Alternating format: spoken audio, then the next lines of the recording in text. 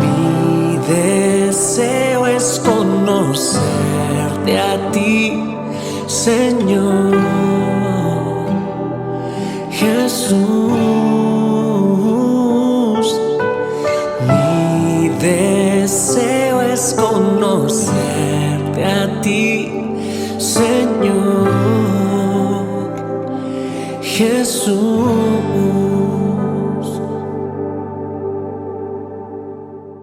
Hola, ¿qué tal? Qué gozo, qué privilegio poder saludarte en una edición más de tu devocional, Tu Tiempo con Dios.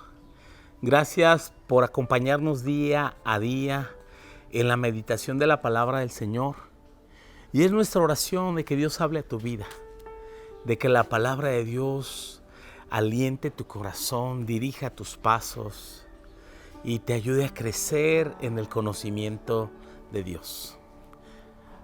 Acompáñame en la lectura en este día que corresponde el libro del profeta Jeremías, capítulo 29, versículos 24 al 32.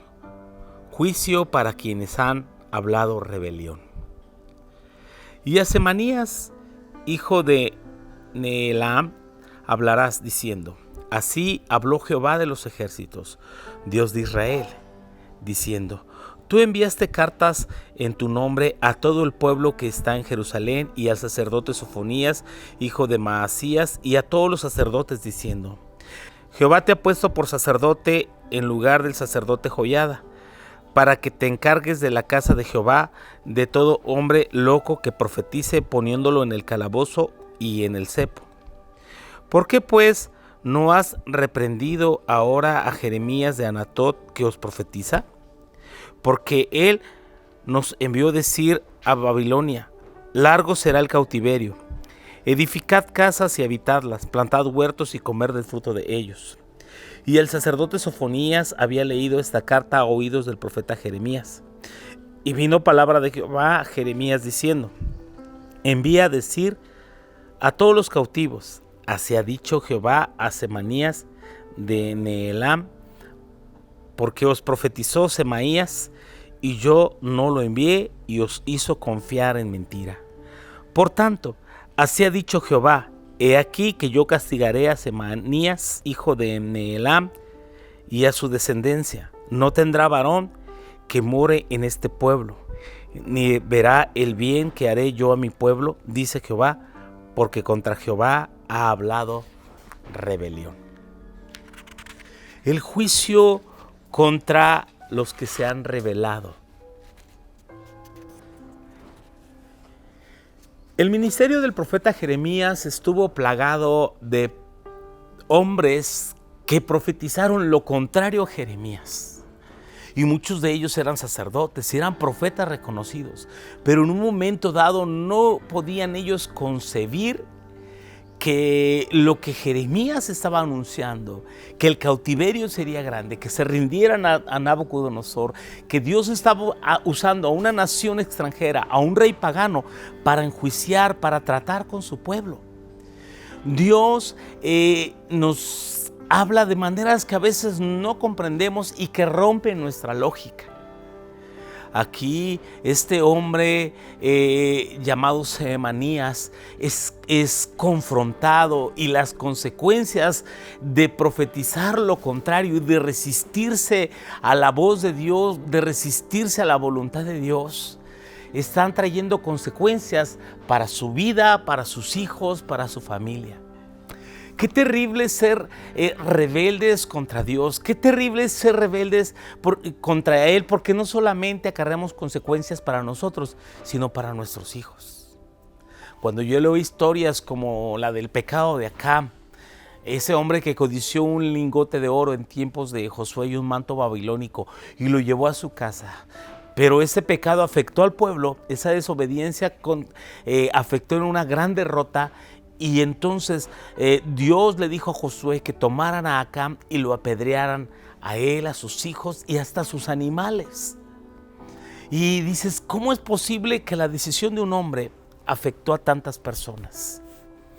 A veces nosotros pensamos que lo que nosotros hacemos no importa, que se trata de mi decisión y a nadie más afectará. Recuerda, afectamos a la iglesia, afectamos al mundo, afectamos a la familia. Seamos cuidadosos de poner por obra las palabras de Dios, de poner atención, de no ser rebeldes. Y esto implica humildad.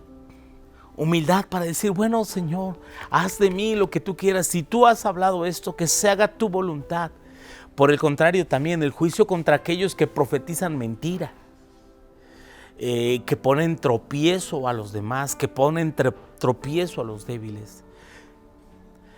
Qué tremendas consecuencias sufrirán aquellas personas que hacen un ministerio únicamente para quedar bien ellos, para manipular a la gente sin importarles si lo que ellos están haciendo es correcto, con tal de quedar bien con los demás. Seamos entendidos en cuanto a lo que Dios nos está hablando en este tiempo. La carta que Jeremías envió a los cautivos de Jerusalén traía, aunque parecía dura, de quedarse allá por mucho tiempo, era lo mejor, porque hacer la voluntad de Dios es lo mejor. Y va contrario a nuestros planes muchas veces, pero al final entenderemos que Dios lo hacía para nuestro bien. Y Dios preservó la vida del pueblo en Babilonia y le hizo regresar. Y a muchos los colocó en lugares de prominencia, como en el caso de Daniel, como en el caso de Nehemías, aún la propia reina Esther y Mardoqueo. Todo lo que Dios hizo con los imperios que vinieron, los imperios extranjeros que gobernaron al mundo, ¿estaba Dios en medio de la historia? Claro que sí. Claro que Dios está en medio de la historia. Entonces, de repente no entendemos las cosas que suceden, pero obedezcamos siempre a Dios y decir, Señor, tú lo sabes todo. Mis pensamientos no son tus pensamientos, mis caminos no son tus caminos, pero tú tienes control de todo.